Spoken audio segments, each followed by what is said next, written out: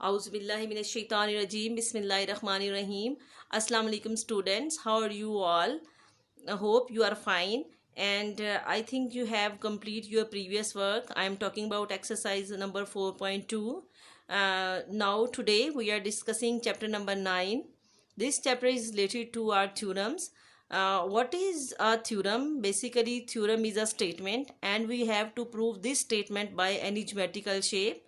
Now move on the theorem number 9.1. The statement of the theorem is one and only one circle can pass through three non-collinear points. This is the statement of the theorem. In this statement, there are two main points for discussion. The first one is circle and the second is non-collinear points.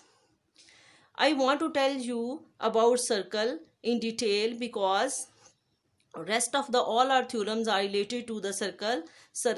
What is a circle? Basically, a circle is a locus of a moving point in a plane which is equidistant from a fixed point, and that fixed point is called center of the circle. Now here I am having a circle. Now look at this. O is a center and every point from the center is equidistant from this center. Now, what is the circumference or parameter of a circle? The circumference is the length of boundary of the circle is called circumference. Now, what is the radius of the circle? Here, according to definition of the radius, the distance from the center of the circle to the any point on the circumference of a circle is called radius. Here OB is radius. Now what is the diameter? A chord passing through the center of the circle is called diameter. Here CD is a diameter. Now chord, what is a chord? Chord is the join of any 2 points on the circumference. It is called chord. For example, I am having a line segment which is joining the 2 points on the circumference of the circle. Here FG is the chord. Now the second point is non-collinear points. 3 or more points which do not lie on the same line are called non-collinear points. Here I am having A, B, C. Now look at these points. These 3 points which are not passing through the same line, or in other words you can say that point A, B, C are not on the same straight line. So point A, B, C are non-collinear points. Now move on the statement of the theorem.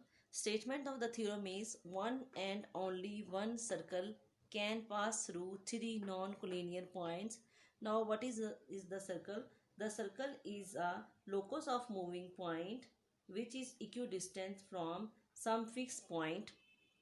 Now what is the locus? Locus means exact place of something, but in mathematics it means a curve of a moving point. Now in this statement we are given is A, B and C are three non-collinear points in a plane, and what we have to prove? We have to prove that one and only one circle can pass through three non-collinear points A, B and C. With the help of this statement we can draw a diagram. I am having three non-collinear points here A, B, C. For the proof, we have to do some construction here. First of all, we have to join A with B and B with C. After this, we have to draw the perpendicular bisectors of AB and BC. Look at in the construction, draw DF perpendicular bisector to AB. This is the sign of perpendicular. Perpendicular bisectors mean a line which divides the line segment into two equal parts. It should be passing through the midpoints by making the angle of 90 degree. Now look at DF is the perpendicular bisectors of AB. This perpendicular bisector DF divides the line segment AB into two equal parts. Similarly, HK is the perpendicular bisectors of BC. These two perpendicular bisectors are not parallel. Parallel means the lines go side by side but they will never intersect. Now, DF and HK, these two perpendicular bisectors are intersecting each other at point O. After this, we have to join A, B and C with O. This is our construction. Now proof of the theorem. For this proof we are having statements and reason. The first statement is every point on DF is equidistant from A and B. Equidistance mean equal distance. Now students, recall in your mind the theorem number 12.1.1 of 9th class. According to that theorem, the statement is that any point on the right bisector of the line segment is equidistant from its endpoints. The same situation is here. FD is the right bisector of AB and every point on this FD is equidistant from A and B. So after this we can say that measurement OA equal to OB. This is equation number 1. Now similarly, every point on HK is equidistant from B and C. Why? Because HK is the perpendicular bisector of BC. So every point on this right bisector is equidistant from B and C, and the same reason is here because HK is the perpendicular bisector of BC.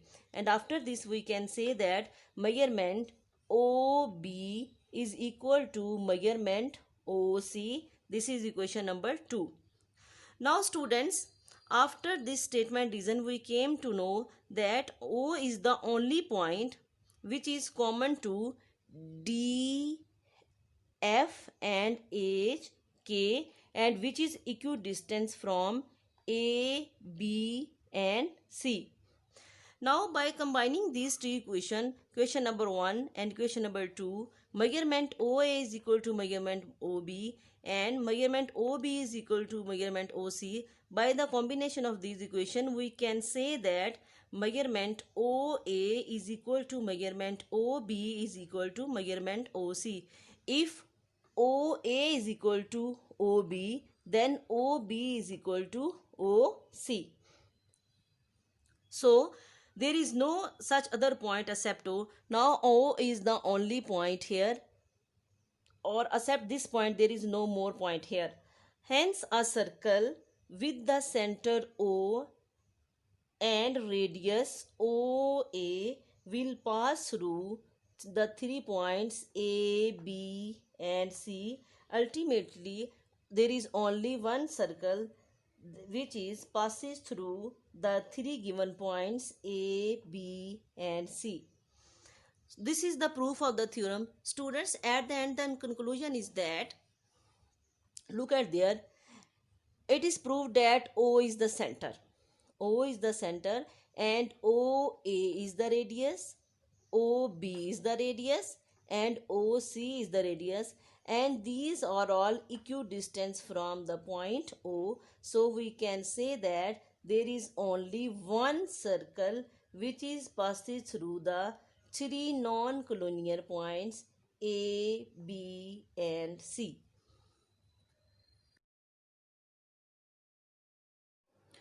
Today's diary is Learn plus practice of theorem number 9.1. It is on page number 181 of your book, and student, you have to do this practice on your rough registers.